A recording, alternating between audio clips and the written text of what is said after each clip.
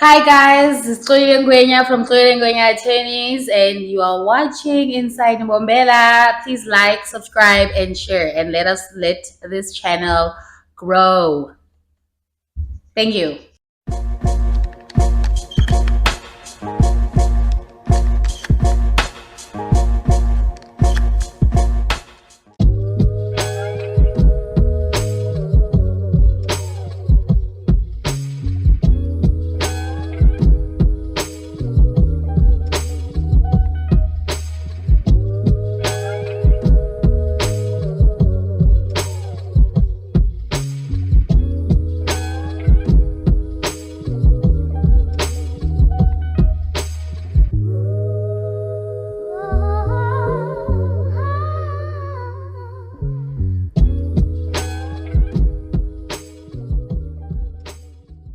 Welcome to this week's exciting episode of Inside Mbombela.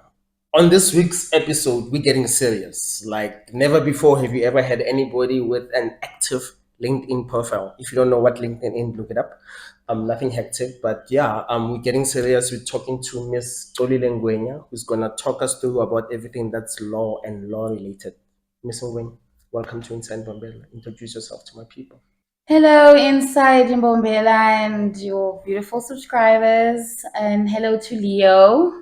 My name is Xolile Ngwenya from Xolile Ngwenya Attorneys, and I'm here today to speak about all that is law and law related. Okay.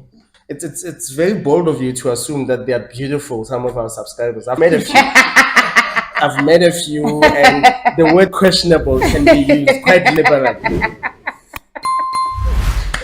Anyway, that's a beautiful welcome. Although presumptuous, but welcome nonetheless. Welcome nonetheless. Wow. Mami, what possessed you to get into law? like you could have done anything, correct? So what was it about law that spoke to you? Good question.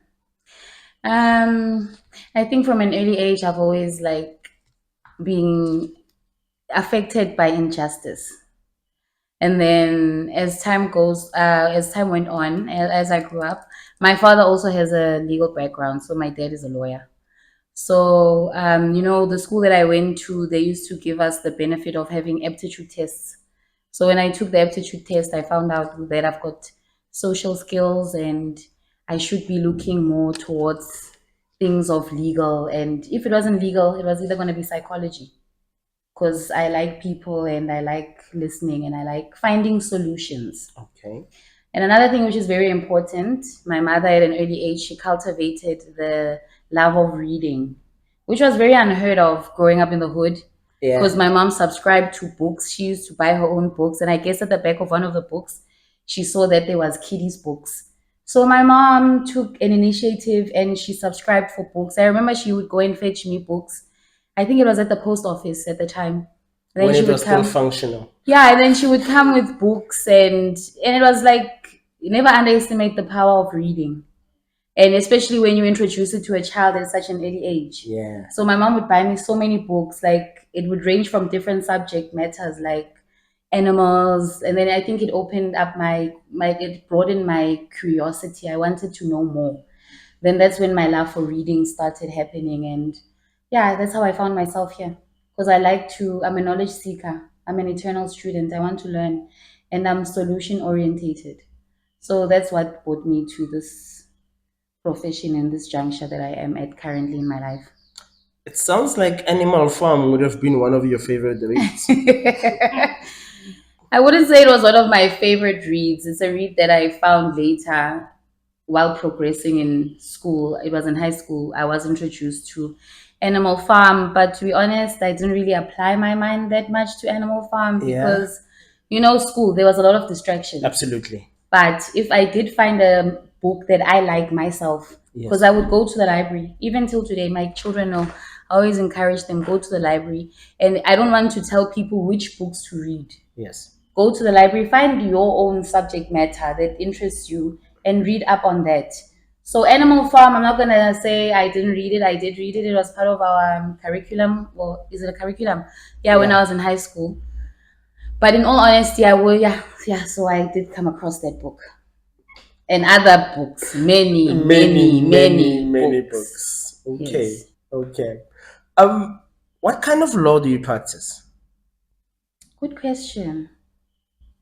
I practice, I do civil litigation, I do criminal litigation, I do administration of estates, I do administration of deceased estates, I do property law. That means I can do property searches, and I can also assist clients in transferring property from from the name of the seller maybe into the name of the purchaser.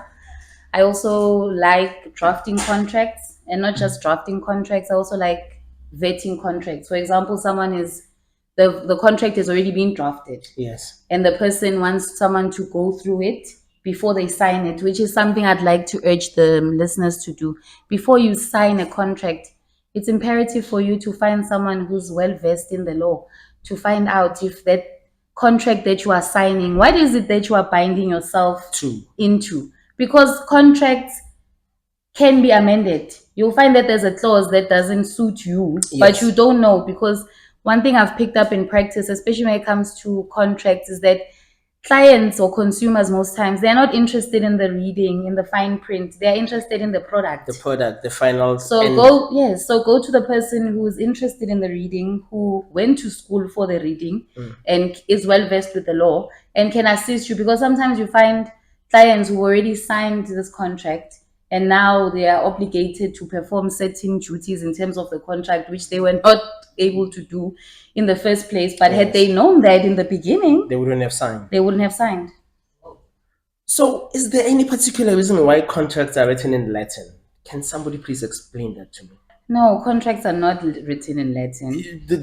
Yes, they are. No, they are not. If it's not the Latin, it's something close to Mandarin. Like, No, I think it's the fine print. And like I said, it's the art of reading. yes, Because I've realized everything is an art, and you don't look down on anything.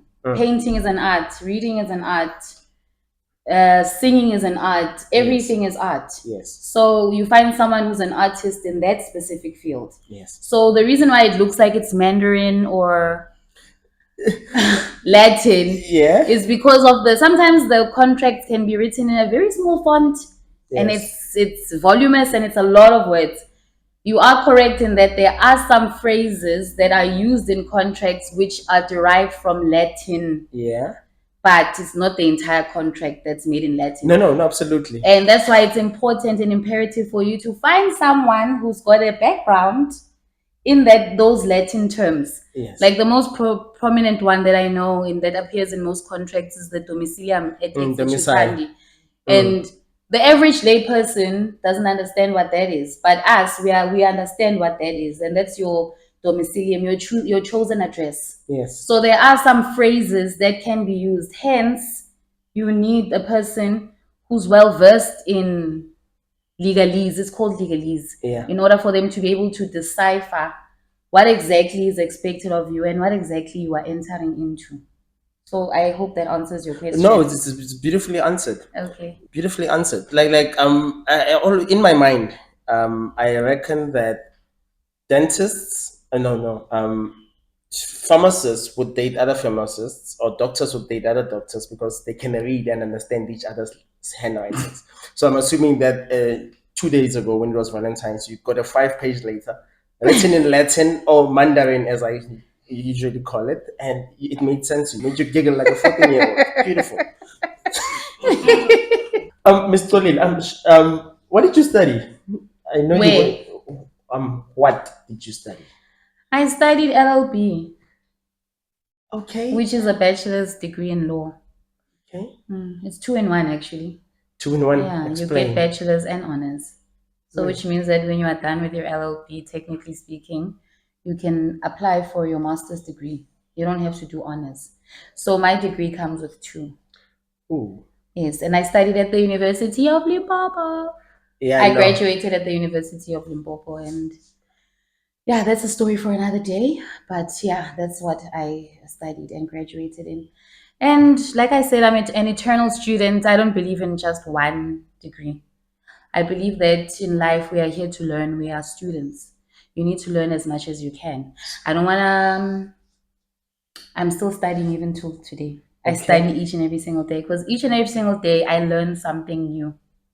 So basically, you are the proverbial human sponge when it Yes. comes to just gathering and holding on Yes, to. information. We live in an information era. Yes. Like, you know that ages are characterized by a certain, Yeah.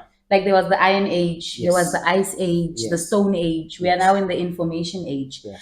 And my mom ushered me into the information age perfectly. I don't even think at the time she was aware of the fact that we are ushering into the information stage.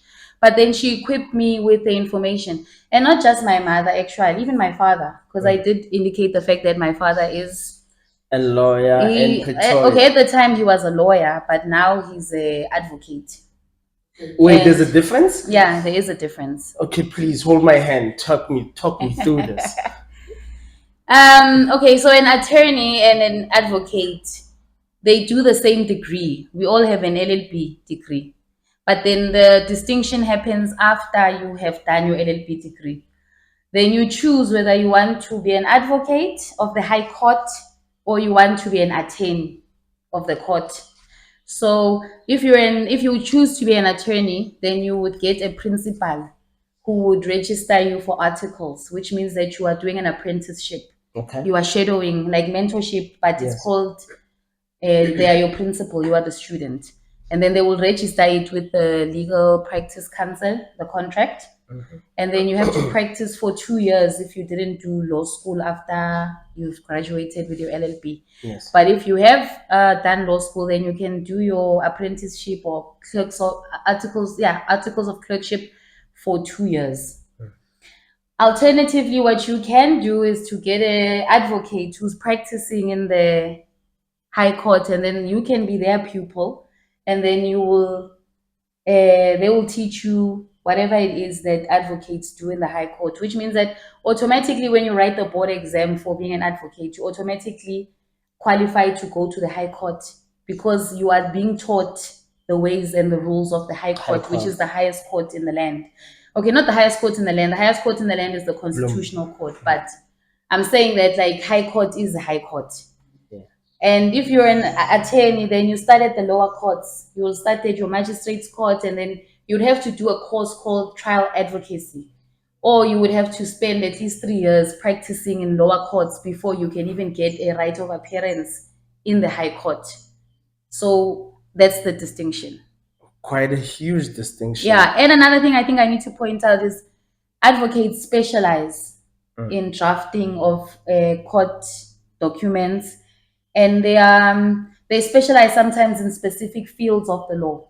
Like you'll get an advocate who's been practicing for years, and he specializes, for example, in banking law, or he specializes in general damages law, and you get what I mean? Yeah. I'm So with you. I'm with you. yes. Wow. That was another question all by itself that I had written down, like 4 questions down. So Okay. we've now ticked it off. So that's Okay, cool. that's good. So I'm glad that we got the God.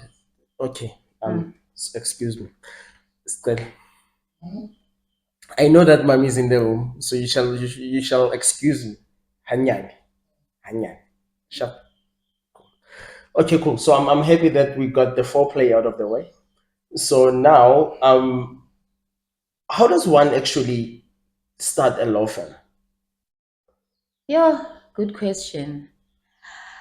Okay, let me talk about, I don't want to say how someone, let me talk about myself specifically. Absolutely. Okay, so what had happened was I'm an entrepreneur at heart. Aside from dabbling in the reading and being an ardent reader, I was raised by entrepreneurs. Like I was raised by women and men that always were selling something for a profit. So I feel like that was inculcated in me, like it was cultivated in me that, okay, Absolutely. she bought this and now you get what I mean? Yeah. So then also the schools that I got the privilege of going to, they would actually promote things like Entrepreneurs Day and stuff, like to teach us that you can make your own money. So, okay, fast forward, I went to school and then I finished school, which was very hard because one thing that people see that they see the gloss and the glamour, and they don't know that They see the end product. they see the end product. It's very hard. Like, you need to continuously remind yourself and ask yourself, how badly do I want this? And therein lies your answer. Story for another day. So I've had many times where I had to ask myself that, like, how badly do I want this? Yeah. Because I mean, growing up as quote unquote a yellow bone pretty girl, I never wanted to just be a pretty girl, because I could see what pretty girls, especially in the hood, because I'm a product of the hood, and I could see where that progression was going of being the, you get what I mean? So I just always like, and I was blessed enough to not just have a mom who was cultivating the love of reading. I also had a father who was cultivating the art of reading. I kid you not, I think I was 10. My dad bought me a set of encyclopedias. Whoa. Yeah, and he was like, "You are not leaving the house." Like, I was not allowed to leave the house. I would literally, like, he would get mad at me for the fact that when he comes back from work, I don't have an encyclopedia open. So, okay, fast forward, hence even the I can speak so confidently, Yeah. because I'm intentional about vocabulary. Ooh. I'm intentional about words and finding out what the meaning of words are, and. So after varsity, I was, and God has always been there, because another thing that I feel like people always now, especially in this era that we are living in, people seem to have forgotten that there's God, and God is the author and finisher of your faith. Like, He is the one who you need to go to and inquire if you find yourself who cul-de-sac and you don't know what you are supposed to be doing. Yes. So I found myself in many times in that position. After varsity, I was blessed enough, God, he opened up a space for me. I got to do my internship at the Mpumalanga Provincial Legislature. Okay. And under my mentors, shout out to Advocate William Zuli and Advocate Tabang Msweta, they were amazing. And I didn't know at the time what God was planning for me. So after that, the contract expired. Story for another day. We've Not got a couple of expired, yeah. stories I've got a lot of lining up, stories. like- I've got a lot of stories about that story. Whoa. So yeah. Anyway, I don't wanna throw anyone under the bus, but It's hey, fine. it's That- layered. Layered, yeah. And then I get there, I perform. And then when I perform, unfortunately, the contract expired or got terminated because of the time that it was allocated. And I was so sad because I wanted a job at government so badly. And that didn't happen. So Blessing in disguise. Blessing in disguise. Okay. But at the time when You were not away. But at the time when I was getting that rejection letter, Sure, it hit me like a ton of bricks. Damn, I'm sorry. And I had to, but God was good, because one of the ladies who was at the legal service, and may her beautiful soul rest in peace, Pumla Sbia, she took a liking to me, and she was the one who actually encouraged me. She was like, "Nah, you are above this. You are going to be big." And I never understood what she meant. She's like, "No, you are not supposed to be here. I see you doing big things." And I thought to myself, yeah, what is this girl talking about? I want a job now, because I had responsibilities that, like, were facing at the time. So then she's in my head, I'm thinking, she's selling me a pipe dream. Maybe, she hears the fancy English. I get it. I do have what it takes. But at the time, I didn't have the discipline. I was very dishonest, because I've also realized that a lot of people, we are dishonest because you don't want to do the work. You just want the paycheck. You get what I mean? But then one thing that I also realized, every time I kept applying for these jobs, I would look at the different scales and I'm like, okay, if I just have this LLB, this is how much I'm getting. But the ones that say admission, and then that thing started coming in my head. I'm like, okay, I don't want to hit the ceiling. Okay. And then, okay, fine, contract is terminated, but thank you for the experience, because it was beautiful. I got to work with some of the most amazing people, and I gained confidence, because then I could work my way around the room and an office. I knew what an office was, administration, and so on and so forth. It was the perfect place at the perfect time. And then after that, I kid you not, I started selling biscuits, because, like I'm saying, she's an entrepreneur. Okay, she was selling biscuits. I was making clothes. And then one day, that same Pumla calls me and she's like, "Hey, what are you doing? And I'm like, oh, I'm still looking for a job. I'm doing all of these things and I'm busy filling out Z83s like it's going out of fashion. And then she's like, quickly, there's an opening at my old firm. Just go talk to the lady there. I've already spoken to her about you. Just go there and seal the deal. And I'm like, and you must understand that getting articles is very difficult. So that did not, it does, like the grace God has given me and bestowed on my life, I'm forever humbled. So I went to the interview and I had met the lady before. And I am who I am now in my career because of also her. Her name is Noma Swazi Shabangu Attorneys. One of the bravest, most stoic women I've ever come across. She's a formidable force. Like she's a force to be reckoned with. And I had the pleasure of knowing her and spending time with her. And when I got there, I realized that I'm going to learn a lot from this woman. So I'm holding on to the hem of her skirt. Wherever she's going, I'm going. So I learned as much as I could. And she's also a reader. Because I remember every time she would come and ask a question like, yeah, how do you do this application? I'd be like, okay, I'm going to go and ask whoever. And she was like, you are not asking anybody. This is not what we are doing here. I've got an entire library here. I expect you to go and read about whatever it is that I'm asking you. Figure it out. Like, figure it out. Figure it Like, out. read. I'm not expecting you to be telling me what Leo says or what Stelo says. What does the text say? What does the law say? Yes. So she cultivated that in me. She actually strengthened it. And then after I did my articles with her, I had another business that I was doing. Joanne shows, hey, I've always been an entrepreneur. I had a kitchen, and now that kitchen in my head, I thought it's 2 years. I had done my 2 years. And like I said, it's very difficult to find articles. Yes. So I wasn't going to stay in that seat for longer than I should when there's some other child who needs that opportunity as well. Step aside. I have to step aside. And one thing that you guys need to know is when you are doing your articles, you need to write board exams. Yes. Really? Yes. After you're done with your LLB and you get your articles or you do your pupillage, you want to be an advocate, you write board exams for you to be accepted. If you don't pass those board exams, then you can't be an attorney practice. or you can't be an advocate, which means that you can't appear in court. Are we together? Same So page. there's also a distinction between a lawyer, an attorney, and an advocate. A lawyer is someone who knows the law. Yes. Knows where to find the law, maybe has studied the law, but does not have the right of appearance, cannot apply the law in a court of law. So in order for you to be able to apply the law in a court of law, it necessitates for you to write those board exams that I'm telling you about. So I wrote the board exams. And then, like I say, at the time I just felt like I had outstayed my visit. Because like not my welcome, because I'll always be welcome. That woman and I are besties.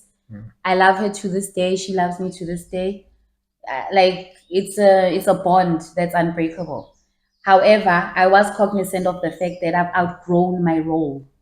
I've done my 2 years. Like I'm that person. I'm goal orientated. The goal was do the 2 years, and then after the 2 years, then next stage, next phase of my life. Yes.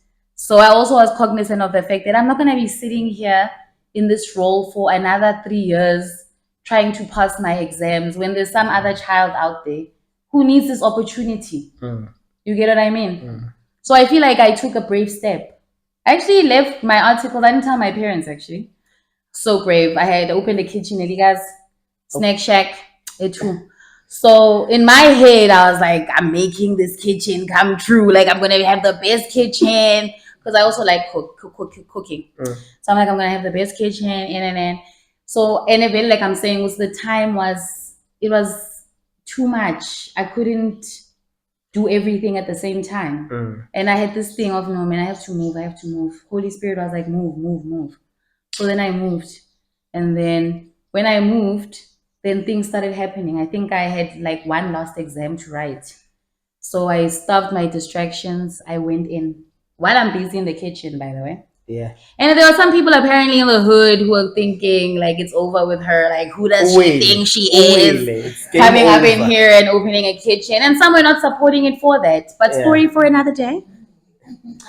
And When then are you writing your memoirs? Like honestly, because I can't wait for the biography.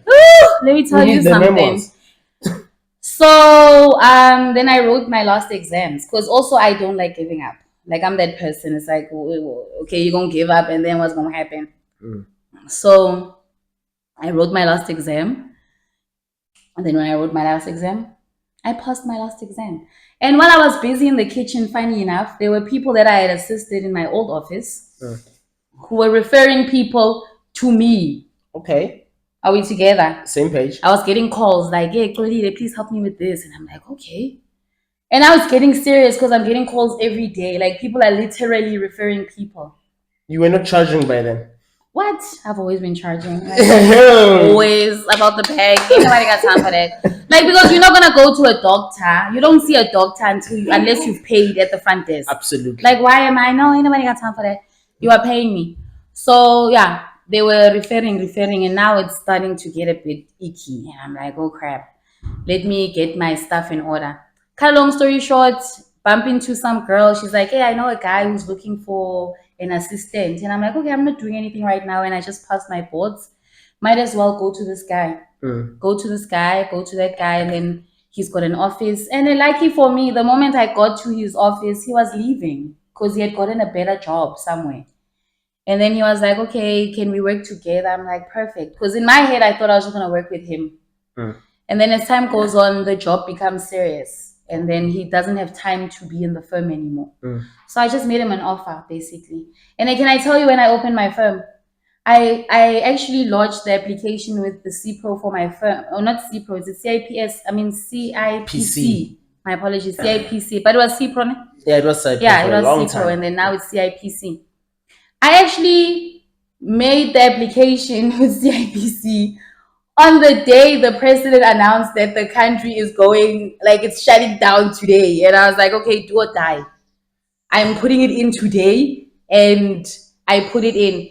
And God being so good, it doesn't need people, it's automated. In the meantime, while everyone is shaking and busy End thinking of the about world. doomsday, I'm getting emails like, this is the name of the firm. And I'm like, what? Now I've got no choice. Yeah. Because another thing was it was difficult to find a job. Can we talk about that? Yes, we can. And I told you that I'm solution orientated. Yes, ma'am. It was difficult to find a job. I was applying at law firms, I was doing all of that, but I wasn't getting any response. And I've got children, I've got mouths to feed, I've got dreams that I need to realize. And I'm one person, I believe that if there's no vacuum, history never leaves a vacuum. And it's incumbent on us to do something about our reality. You need to change and shape your own reality. So I was like, okay, if I'm not employable, then I'm going to be an employer. Yeah. Let me start something for myself then. So hence I did that brave thing on the day of, I swear. And then next thing I get the confirmation that this is the name that has gone through. And I'm like, Xolile Ngwenya Attorneys, PTY Ltd. And then, yeah, I started from there. And then as soon as they started relaxing some of the restrictions, yeah. especially in the sector like banking, I was there. I was the first one there. And I opened whatever accounts that I needed to open. And then that was it. That was how I started the firm. Nice one.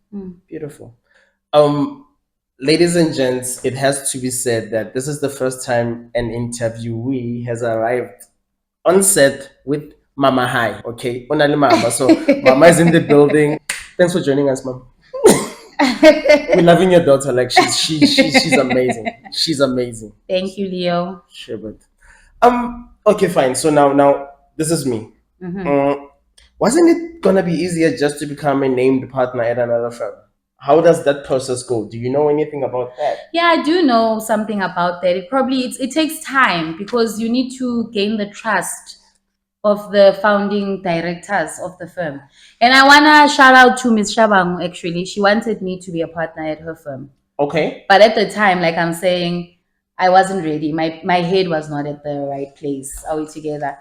And I was looking at the money that I was going to get there vis-a-vis what I thought I was going to make at my kitchen. And I was like, nah, I'm just gonna continue doing my While own I thing. wait You get what I mean? Yeah. And then yeah, each situation depends on, in law they say that each case depends on its own merits. Listen, I'm not saying it's easy, but you need to be realistic. Obviously, when you get into a firm, you need to, like I'm saying, you need to gain the trust of the Yes. people that you find there, most importantly the director. And your work speaks for itself. Yeah. If you have clients, you are bringing clients, you are making money for the firm, you are diligent, you're on time, you research, you are always prepared. I mean, your work speaks for itself. Why Yeah. would they not want to make you a partner? Partner, that's true. Are we together? Same And if page. that works for you, it does. It does. Because I know some people that I went to school with who decided from the jump, when they were done with their articles, to start their own firm together, Yeah. like as friends or as partners, Partners, yeah. girlfriend and boyfriend, or each case depends on its own merits, and that works for them. But for me, that wasn't in my cards. I did get an offer, if I'm being honest, because my principal was, she's big on women empowerment, and she Yes. was like, I see something in you. I want you to be part of the partners. Like, I want to make you a A partner. co-director, a partner. Mm. But like I'm saying, at the time, it's probably because I believe I was young also yesterday. Yes. I learned something new yesterday, and I'm like, so at the time I was younger and I didn't see the vision. Because also I feel like it wasn't my vision at the time. It was hers. It was hers. And I will always respect her for that, because what she did was she showed me what I can do. But at the time I wasn't ready for it. And I've also learned that it's okay. Because I had to go through the kitchen route at the hood for me to be here today and realize remember what she told me back then. Like, you've got what it takes. I You're can gonna see make this it. You're in gonna you. be big. And Yeah. for me, imagine a stalwart, like someone so big telling you something like that. Like, I look up to her because she was one of the first African women in Mpumalanga, Nelspruit, to have her own firm. And by the time I went and joined her firm, she was already like in her 15th or 17th year with her Whoa. own fam, which was something which was very unheard of. Still is. And have you recognized how I said African? Yeah. Because we are dispelling this thing of black. We are not black people, we are Africans. Because you go to China, these people are Chinese. Chinese. You go to Europe, these people are Europeans. Europeans. You go to India, these people are Indians. Indians. Then you come here and these people want to call us black. Black. Yeah, if you want to call yourself black, it's okay. It's I mean, a- I'm African. And I'm a Pan-Africanist, shout out. And I believe in African like self-determination. Like, we need to know ourselves as a people. So I was blessed enough to have that person, and me and her actually share the same principles. We are Pan-Africanists at heart, and we are pro-women. So I love her and I'm indebted to her forever, because whatever it was that she taught me, and she does things by the book. She's very disciplined. Diligent. She taught me everything that I know today. How to go. She actually showed me how to fish. She didn't take the fish and bring it to me. She actually took me to the river and was like, this is where we are fishing and this is how you fish. And a lot of people are stingy with information, but she was very open. Giving. Hence, she gave me the wind beneath my wings to be like, okay, wait a minute. I can actually do this. Like, hold your head up high. It's not easy, but you can do it. And I've been doing it ever since. I'm listening to you now, and I found that article that in the Citizen, and I was like, this woman is such an inspiration to so many, especially other young women.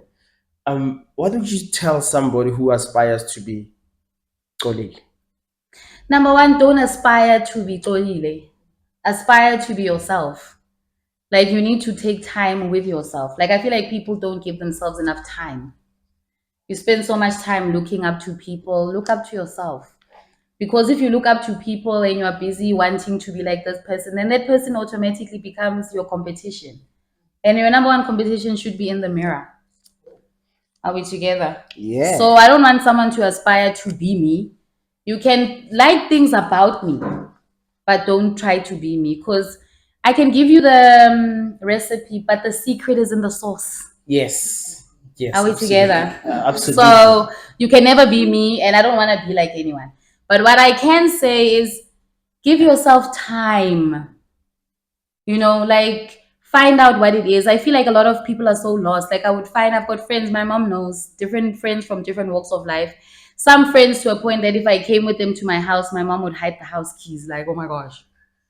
Like Dodgy. I bring strays, like dodgy people. But I just believe in the beauty in everyone. Like there's beauty in everyone.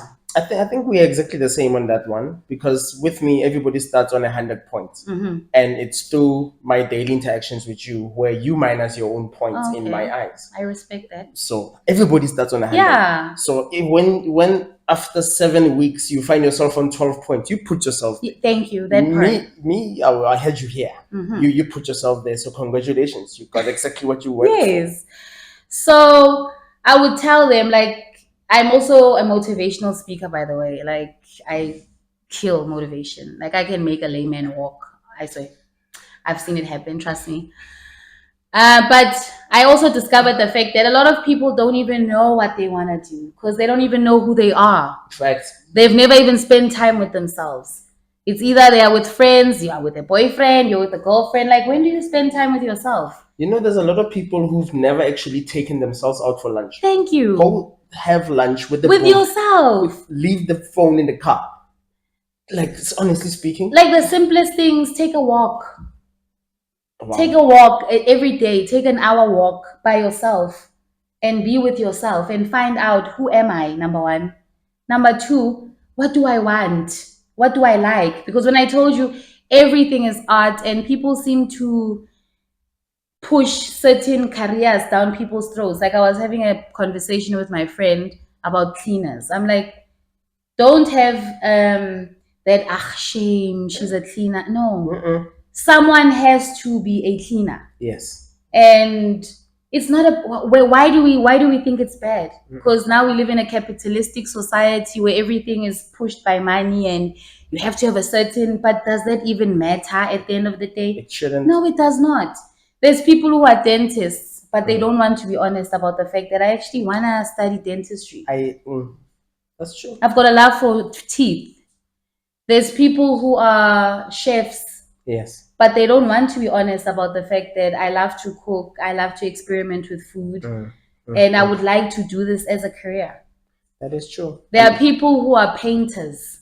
Yes. Like when I say painters, it can be someone who's painting a house. It can also be someone who's an artist, who's got a gift and they paint. You've got artists like Nelson Makam. Yeah. Who painted and painted and painted and painted. Now he's painting on the world stage. Yes. Are we together? But 20 years ago, they were 20 years ago, no one even. And the important thing was, I don't think he was listening or cared. But because that's also important, silence the noise. That's true. Because no one really cares about your progression. You are the one who's supposed to be caring about that. Because one thing I've also realized is people want to see you doing good, but they don't want to see you doing better than them. Yeah. And this thing of what advice would you give for people who want to be like you? There's a lot of girls who want to be like me and they act like they don't want to be like me. I've inspired a lot of girls. Like there's a lot of women now who started their own firms, but they will never give you your flowers, and that's okay. I see you. But they can never be me. Yeah. So my thing is, you've got the blueprint. It's not that I've got the blueprint. I'm not putting myself above anyone. I'm just saying that people will never give you your flowers. You need to buy yourself the flowers. Hence, we go back to that same statement that you said, that people don't spend time with themselves enough to know what they want and who they are. Yes. So my advice is, don't try and be like someone. Find out who you are and what you are, what you do and what you love, and do the best at it. How's this for a train of thought? If you don't enjoy your own company, if you get bored when you're alone, then you're in bad company. You are in terrible company. Like my mom knows for a fact, not just my mom, anyone who knows me, I'm like a popular loner. Wait, those are polar opposites. I know. Like I'm popular, like people know me. Yeah. Let me not say people know me. People think they know me. Yes. People know of me, or what they think they know of me, from whatever they know of me, who Public thinks they know of me. Versus the real. Yes, but me, I love solitude. I seek out silence, hence the books. They are like my escape. Yes. Because I could remember being a young child from Ganyamazane driving to, not driving, but in the bus to Nelspruit. Yes. In the morning. In a bus full of children. I could actually escape in a bus full of children with a book. With a book. And everyone would be shut out. And I think from then on, I just continued with that.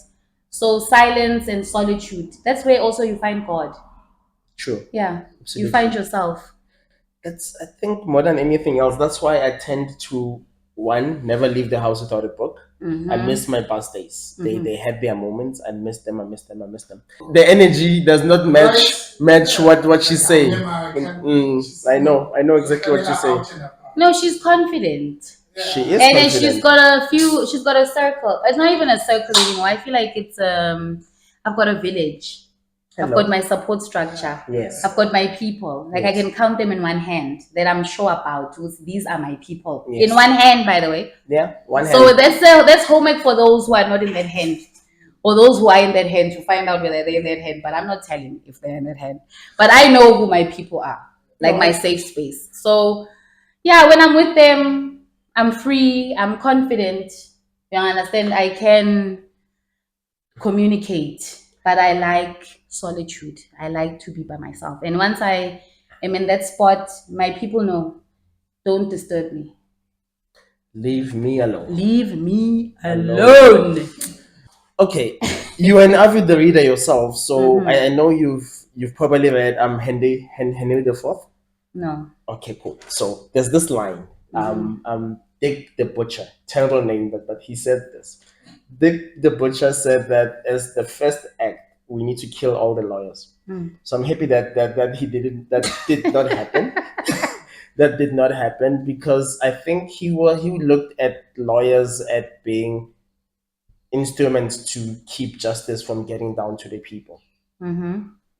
So they were like deterrents. Like no, they Mm-hmm. were Mm-hmm. looking out to the wealthy bourgeoisie as Mm-hmm. opposed Mm-hmm. to helping your common man Okay. get access to everything, Justice. to justice. Mm. So I love what you said in the beginning when you said like you are an advocate of justice. You Mm-hmm. want to make sure that people get helped. Yo, injustice grates my tits. Like I'm so sensitive. Like I cannot. No, I'm serious because I feel it's also like a childhood thing. You know, when being bullied as a child, you get. I didn't want to. I didn't submit to that. And when I saw other people doing it to other people, I Mm. would stand up for it. Like even till today, I do not like injustice. Um, how deep does a client attorney privilege go? Yeah, Client attorney privilege is the foundation of any good attorney. Are we together? yeah. Like privacy is even in the constitution. Everyone's got a right to privacy, but it runs deeper than that. Because, like I said, it's about honesty and integrity. Someone is coming to you with something that's bothering them. How are you now dispersing other people's information? Hmm. And in me, one thing about me, I'm private. I'm extremely, like, people know me. I'm like so private. I don't like gossip. I hate gossip. For a long time, I had an issue when I would hear people saying, "Hey, I heard someone saying this," or "I heard someone." And my aunt, I remember she told me, she's like, "You are not going to be confronting everybody now, like calling everyone, like, how dare you say this? Just because you don't talk about people doesn't mean that people are not going to talk about you." So from that, it irritates the crap out of me. But like I'm saying, attorney-client privilege is that's how you can even gauge if someone is a good attorney. By the way, Yeah. yeah, by the way they treat their clients' um, files or privacy, because it's a cardinal rule. How are you exposing Like your seriously. peeps? Like that person Seriously. is coming to you in the utmost. Like sometimes these people come there when they come to you. Sometimes they think they're at the It's a safe space. yeah, like they think they're at the end of their road Mm. and they Mm. need someone to, and they're gonna tell you things that are very intimate, personal. Are we together? Why are you now? Blabbermouth. You get what I mean? Like my people in my office know it's a rule. You no information leaves the office. You can come with information from outside, Mm. and we can Dissect. dissect it and see whether it's how are we going to do it. But in terms of whatever happens within the confines of my office, Mm. nothing leaves there. And I always tell my clients that the same courtesy that I'm giving you, because it's my bread and butter. Mm. And if I respect my client. My office client is king and queen. So, and I expect the same respect, the same courtesy in return. Yeah. If you are coming here and spilling your guts out and telling me this and this and this, I'm also gonna tell you some things. I'm not expecting you to leave the office and go and tell other people about what I told you about, because it's Right. reciprocal. Because we have a relationship now. You're my Yes. client, you're my Yes. person. Yes. And our logo is your success, our commitment. We are committed to you succeeding. That's why if someone comes to the office and I consult with them, I'm going to tell you there and there, if you've got merits, you've got a meta, and this thing is going to, if not, If it I'm not holds taking water or it. if it doesn't. Or I can, because my father's an advocate and he's very good. He's actually better than me, and he's a senior.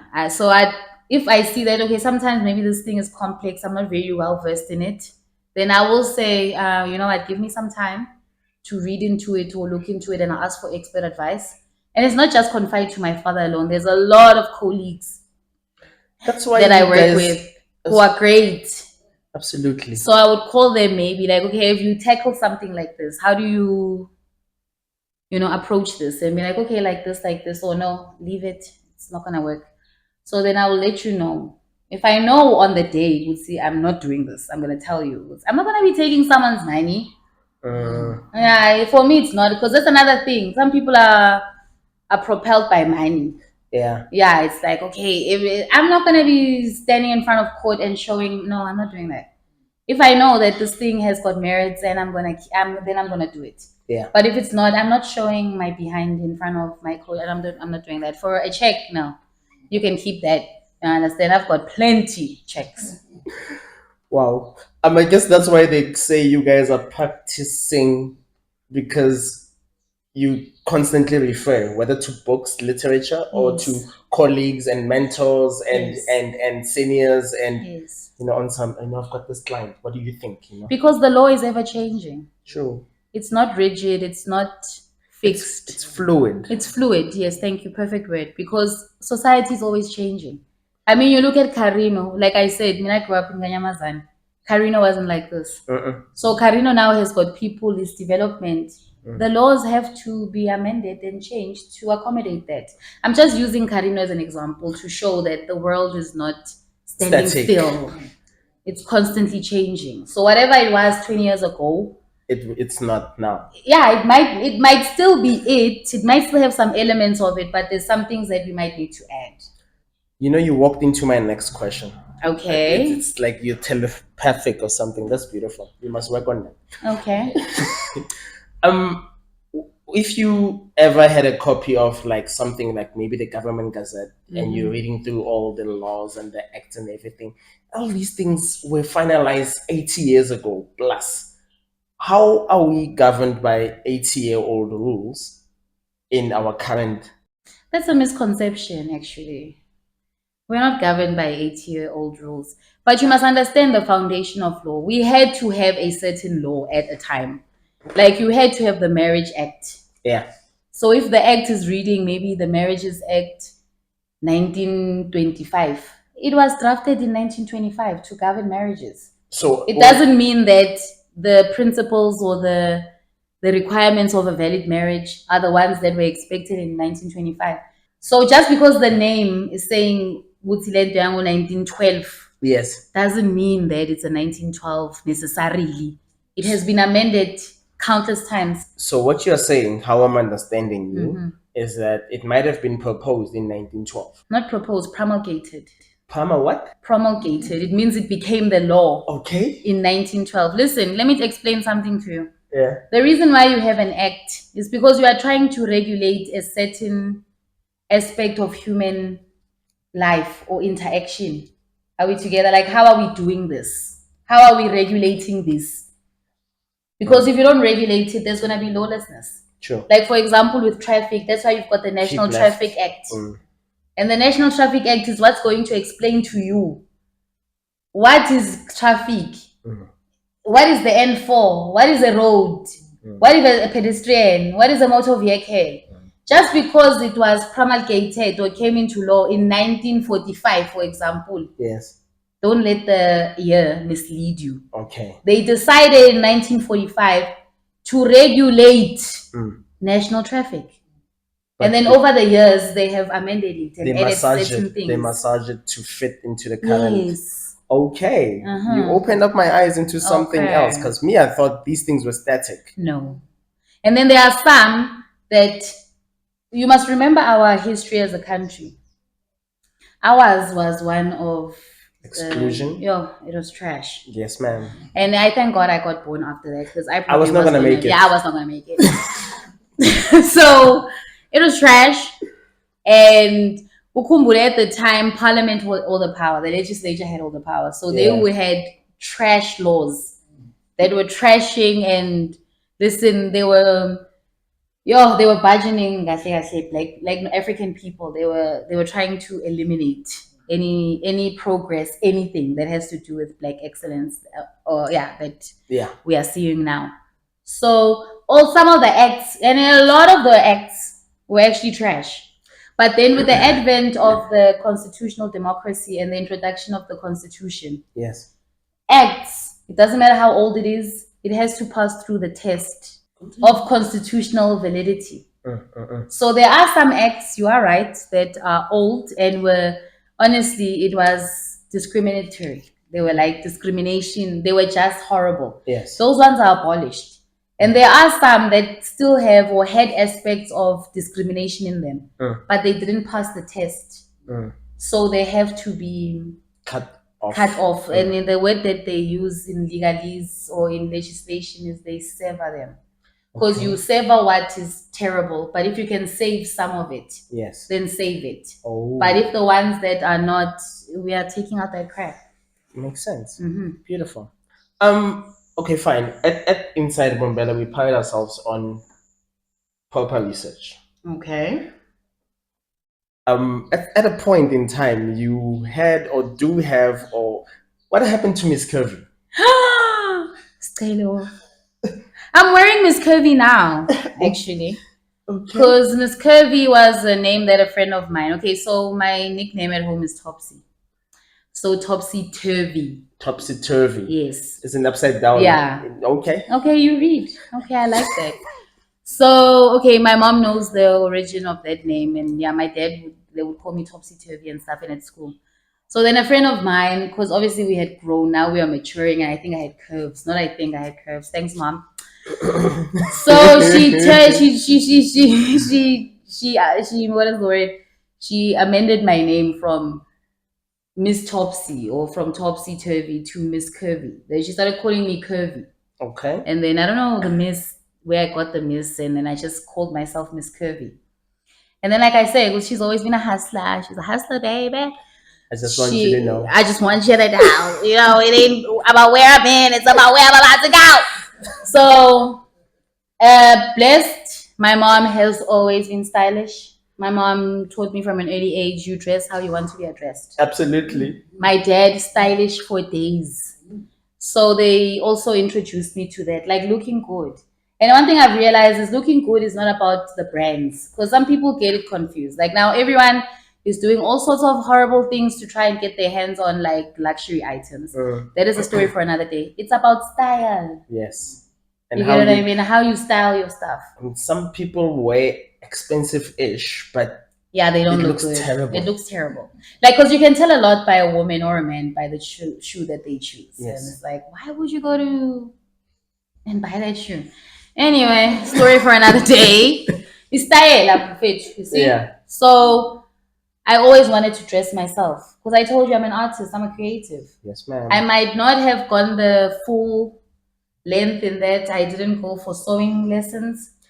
But that does not mean I that am a creative director. Yes, ma'am. I know what I want and I know what looks good on me. Yeah. And so that's what I do. So that's what started Miss Curvy. Miss Curvy is like it's an apparel line. Like I like making clothes. Nice. And as time goes on, I'll probably introduce other things into it. But yeah, Miss Curvy is still there. Still there. Yeah, I'm also wearing Miss Curvy right now. This is a one of a kind piece. Like no one has this piece. You know what I mean? From the bedazzling on the arms to the little fur and the yeah, that's me. That's what I do. I love the words that you use. It's Bedazzle. Whoa. If there is a scorecard in court on some, Floyd Mayweather type setup, like you'd be what, 15-0, or is it more over? No, it's 15 and 0. We're not gonna act like I'm happy that you'd actually use Floyd Mayweather Yeah. because I was obsessed with Floyd Mayweather. That like I love excellence. Like night and day, like reading and learning like about Floyd. Who's Floyd? How did Floyd grow up? Like how did Floyd actually become the best ever? TBE. So I was obsessed with him. Just like there was a time, I swear, guys, I was having sleepless nights. I was mad into Michael Jordan. Yeah. I was crazy into Dennis Rodman. Yes. Like in a sense that I wanted to find out like the audacity. Like So how you're a does he Chicago become Bulls the best fan. offensive player in history? History. How does To he date. become the best defensive player in like I'm talking about Dennis Rodman now. Like Absolutely. Absolutely. how does wait you get what I mean? Like Serena. Because growing up, like I'm saying that it's white owned media. Mm. White people were telling us what they want us to know. They were Pushing their diluting own. it. They were pushing their own agenda, propaganda, basically. Mm. So for you to find those heroes, it was very far and in between. So when I did find them, I'd latch on. Yeah. So yeah, I'm Floyd Mayweather. Okay. Yeah, like I don't play no games. Like I stay ready, so I ain't gotta get ready. Ooh, hello. Hence, I told you that I can be able to filter out in my first consultation with, how am I killing this? Mm. And if I feel like this cannot, it's already dead. I ain't taking it. Absolutely. Mhm. Because if it feels like a loss at first meeting, then how are you gonna turn that into a win in public? Yeah, and it's not even about a win in public. At the end of the day, the underlying or the fundamental principle is justice. We want the truth. I mean, I'm a truth seeker. I speak the truth. Nothing irritates me like a lie. Mm. I hate lies. Like, there's no need for you to lie. I mean, come on, life is so. Come, why do you want to lie? Why do you want to embellish? The truth doesn't need like spice and stuff. It's the truth. So my ethos is ultimately, to be honest with you, it's about the truth. What is the truth? What is Because the this truth? person is saying this happened, Mm. and this person maybe is saying this didn't happen that way, this happened. What is the truth? It lies somewhere in the middle. So that's what I'm interested in. So it's not about the floss and the gloss and the English and the fancy what. For me, ultimately, it's about justice and the truth. The truth must prevail. Absolutely. Yes. I like that. I think that should be a call to fame or a tagline of some sort. Yeah, we'll work on it. Okay, cool. Then at least there's hope. I know you like getting paid, but do you do pro bono work? I do, actually. Because I'm guided by a sense of love. I love my people. Because I am my people. Yes. Yeah, my back sometimes hurts from carrying the country. In the morning, I wake up and my back hurts, and I'm like, oh, I'm carrying my people. But I love it. Because, listen, if you let your light shine, you are inadvertently allowing others to let their light shine as well. True. Like I'm saying, I'm a young woman from African woman from the hood. And not just the guys, my mom is from Soweto. Shout out Middlelands. And if they can see me doing this, then it gives them hope that they can do it as well. Absolutely. So that's my thing at the end of the day. Like, okay, if you see my light, you can come to me to light yours Yes. just for purposes of lighting. Of lighting. Hey, don't come here with your. I'm not doing that. Mm-mm. I will burn you down. By the way, I ain't got time for that. Light goes Yeah, both like ways. light goes, and mine does. It does. I will burn you down. So if you are here for purposes of lighting and leaving, then it's okay. I don't mind. Then we can all let's all shine. Yeah. Basically. Whoa. Okay. And the last question is, Damo, what does the future hold for Xolile Ngwenya attorneys? Yo, I'm happy you asked that question. I'm from Joburg now. My mom just fetched me. I landed like 30 minutes ago. Was it an hour ago or something? I had to come here today because I made a commitment. Because commitment means staying true to whatever it is that you said you were going to do, even long after the feeling you said it in has left you. Please say that again, because we had two people who were supposed to sit right there. They confirmed and just didn't pitch. They didn't even cancel or postpone. They just Rude. Very rude. Commitment means staying true to whatever you said you were going to do, even long after the feeling you said it in has left you. This is a beautiful initiative Like I'm saying, I've never seen a podcast, local one. Yeah. And when I did see, and when Mr. Stelo did invite me, I love it. Like I support, like back to what I was saying, I love my people. I'm guided by a genuine feeling of love. So I do pro bono. Yes. I mean, not everyone. Some people are literally men of straws, guys. Some people don't have the money. And it's not up, like I said, it's not about the money, it's about the truth, it's about justice. So what now? I'm not gonna assist you because you don't have money, but what you told me, I see that, but you have a case. Then if it's something like that, because sometimes it's not always about claims sounding in money. You're not always going to get money at the end. Sometimes it can be you assisting someone to stop something from happening. Yes.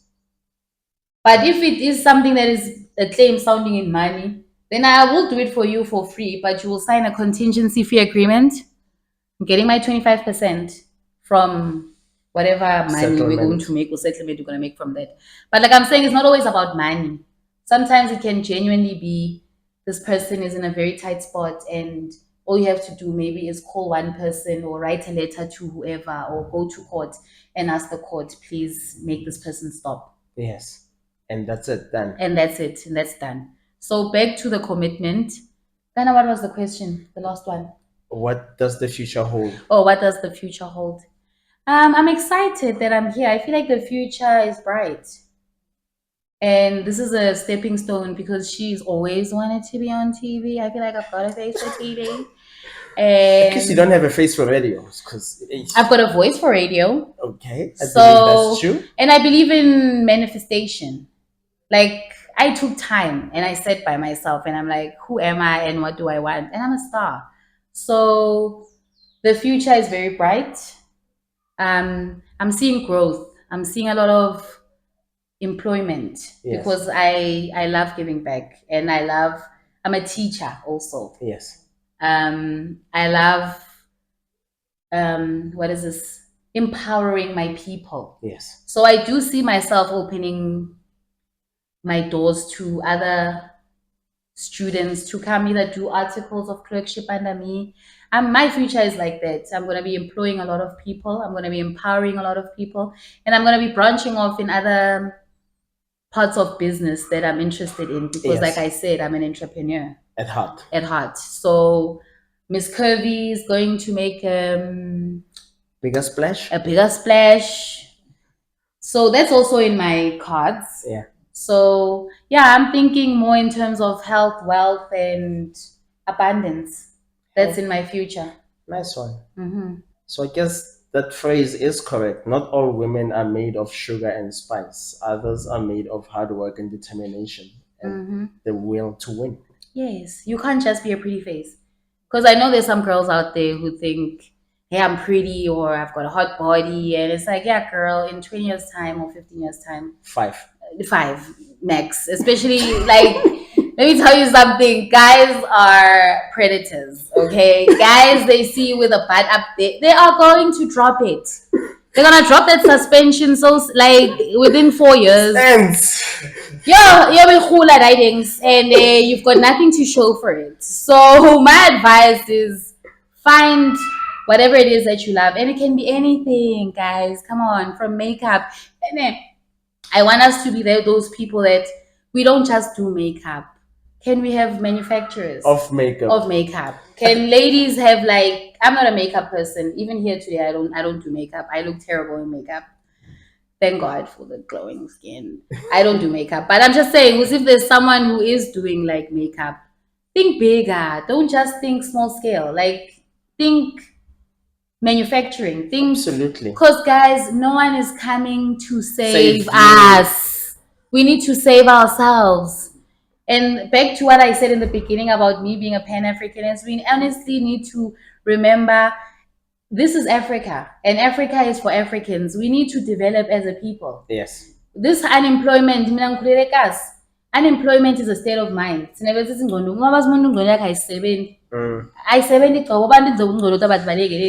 Ngoba bayathi ukuthi nabafanele kwenda bantu ngale ndlela bavila bangakhona umuntu uvela phandle kubopha amabombomo dude umuntu uvula thina sikhulu sebogogo bebabopha ama-ice block bantu uvila phandle kuthunga. Everything has got money, but if you do it because you love it, God shows you what it is that you are supposed to do. And the Yes. people are sitting on whatever it is that they want to do. Yeah, we've got an influx of people from other countries who are doing jobs that boys who are from here are supposed to Are be supposed to be doing. doing. If ningahambi niyojuba tshani, imali efanele usajube tshani. Dude. And then so when awuhleli sobhema insango from insango sobhema inyawo sofuna kuba iproblem yethu. I mean, that doesn't make sense. That does not make sense at And all. it's starting to irritate the crap out of me because bantu banema excuse lamaningi. And the environment, what's happening to the environment? Because people have removed themselves from the environment. Because if you look at it biblically, God created heaven and earth first. After that, he created animals. Yes. The reason why we were created was to take care of whatever God had created. But now we've removed ourselves from our main responsibility, and it's all about us. Yeah, we are not supposed to. We are custodians. There's people who've forgotten. You know, something that I find so wild. I'm also a conservationist at heart. I hate poaching.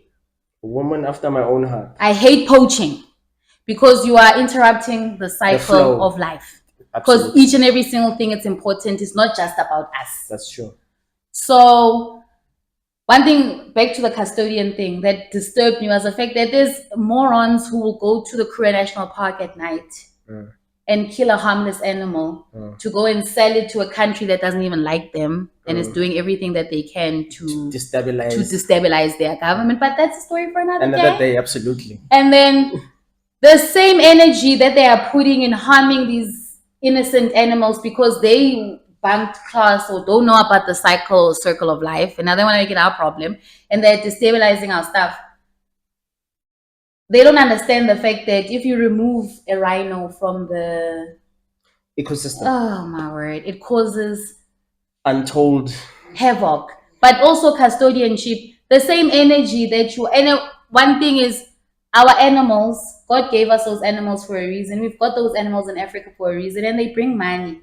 So now you are removing all those things that are also one of the things that make you distinct. Yes. And then you are not doing what you are supposed to be doing as a custodian. Yes. The same energy that you are putting in killing that poor animal, why are you not putting that same energy in building anything? Not even building, I don't know what you call it, breeding those animals. That is true. When you go back to our history, people are riding elephants. Yes. There's people even till today, the Maasais, who walk through the bush. Yes. They are friends, like lions are okay, untouched. But here we are here because colonialization interrupted us and apartheid interrupted us, and we think we've arrived and we are the crappiest of the crappiest. That's true. That's very unfortunate, guys, but that's something that you guys need to think about. I don't think they are ready for the truth. Yeah, I don't think they're ready for the truth, but I told you I'm about the truth. And if you want the truth, I'm going to tell you nothing but the truth. So that's the reason why we find ourselves in the situations that we are in now. People don't even talk about food security. What are you eating? Excuse me, why are you not planting anything? I'm bored. That's where I am right now. I'm like, okay, whatever. Let them wallow in self-pity and because poverty, it starts in the mind. As you think, then you are. True. So you need to channel the way you think. I believe it was the late great Nelson Mandela who said that Africans are the only race or people who consume and they do not produce. We do not produce anything. Yet we are. Sweetheart, we don't even have a cigarette and we consume the most cigarettes. We don't even have a cigarette. This is in Ciggies. Yeah. You understand? Or we don't even have a match box. Matches. Matches, it's Leo match. Dude. We don't even have shoe polish. I'm talking about things that you remember. Basics. I remember in 2020, there's something that is called white monopoly capital, and it's rising now. You see, they're exposing themselves with that guy who's busy in America, busy feeding these things, and the entitlement. Mr. Orange. Yeah, the entitlement.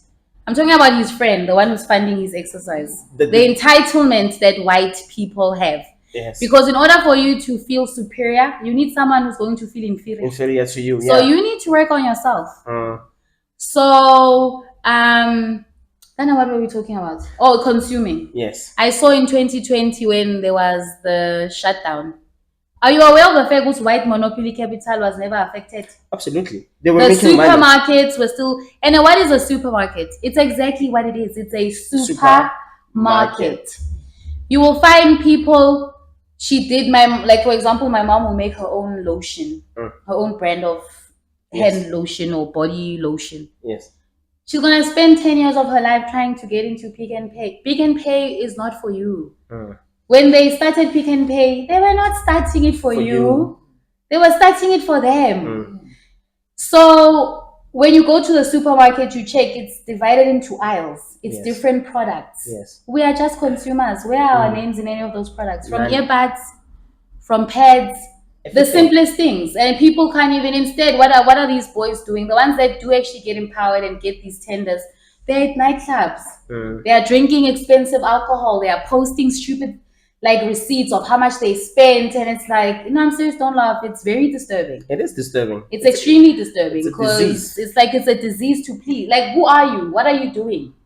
Sure, but yeah, who are you? What do you have? Like, there's so many things in society that can be eradicated just by us. Like I said, that I used to work at the Mbombela legislature. Part of their program is oversight. I won't forget, we went to go do oversight in some village in Alai Push. That was very disappointing. Listen to this.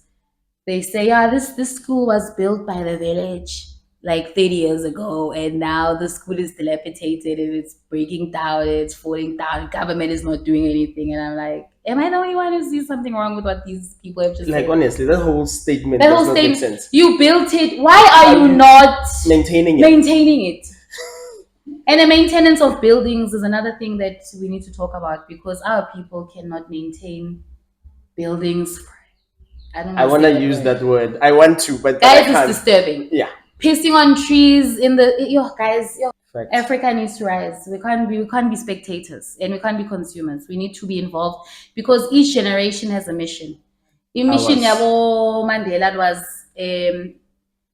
what is it? To break the chains and not break the chains. Their generational mission was political freedom in their lifetime. Yes. Ours is economic emancipation in our lifetime. It was Frantz Fanon who said that it's incumbent on each and every single generation to either fulfill it or to betray it. Yes. So I just gave you some wisdom now, because I don't even think you guys knew what the generational mission is. Well, anyway, it's economic emancipation. So it's up to you whether you want to fulfill it or betray it. But the time is now. We need you to rise. Now stop playing games here. Stop coming up with excuses. Plenty of them. Making babies, busy having sex, and expecting the government to fund you and your stupid lifestyle. Get up and do something. Sure, but some of them should have gold Sasa cards by now, but that's another story.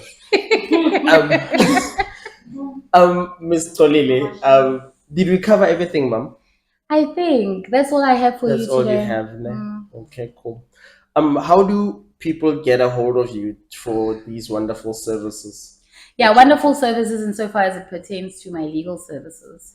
Yes. They can they can call us at the office. The number is 013-762-3325. We are at 32 Bell Street, suite number G16, Xolile Ngwenya attorneys. 32 Bell Street, Lana Caltex. Right on top. And then we also have a WhatsApp line, 081-309-8132. Yes, that's how they can reach me for legal advice. Please don't reach out to me for anything else, because I'm shutting it down. You've been warned. You have been warned. I'm not the one. Ladies and gents, that's a lot of fun that I just had. Like, it's nice when you find a like-minded soul in another person altogether. So that's beautiful. Mama, thank you. I love your work. Yeah, she is the one. Guys, it's been another exciting episode on Inside Mbombela. Thank you, Ms. Xolile, for joining us.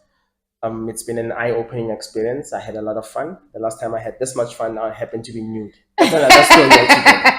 That's another story altogether. So yeah, guys, do not forget to comment, share, like, and subscribe. And PS, you don't have to actually sit down to actually watch our episodes. You could let it play in the background as you drive. So We're not that serious, but we do serious work. So yeah, pitch in. You might learn a thing or two. Your boy, Leo Gand.